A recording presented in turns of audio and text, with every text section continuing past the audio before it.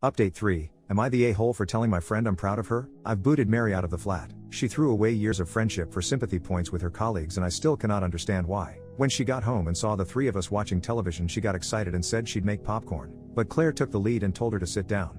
She looked confused but complied. Claire led everything. I didn't really know what to say to Mary at all and could barely make eye contact with her. Claire told her that Jane had been round and yelled at me for being a mistreater and a bully, and asked her why she'd say those things.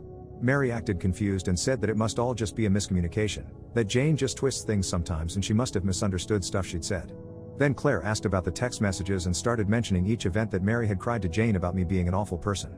Jane went quiet and then tried to say it was a work joke, but Claire wasn't having any of it. She pushed harder about all of this and eventually Mary broke. She started crying and telling us that she never meant any of it, that it was a stupid thing and it shouldn't matter, that she loved me with everything she had, and it was just a stupid story that went too far.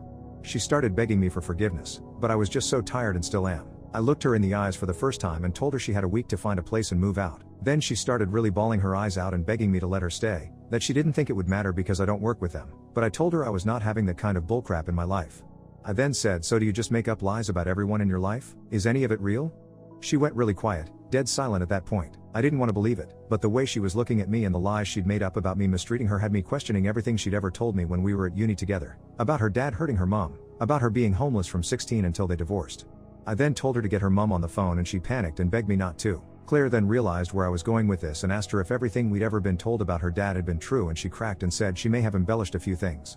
I am so fuming at this point. Who makes up this kind of twisted stuff? For what benefit? I can't even write everything that was said, as it just resorted into a screaming match between all four of us as we learned that Mary's tragic life story had been nothing but a concoction to gain sympathy from others. Her parents are divorced, but there was no mistreatment involved. They just fell out of love and split. I had to learn this by calling her mother myself later on to get clarity. I'd never said a word to her mom about anything in the past because Mary had warned me against it. She said I could always be open with her about everything as she wasn't ashamed, but her mom was sensitive and didn't want to talk about it. So it turns out my best friend is a master manipulator and probably always has been.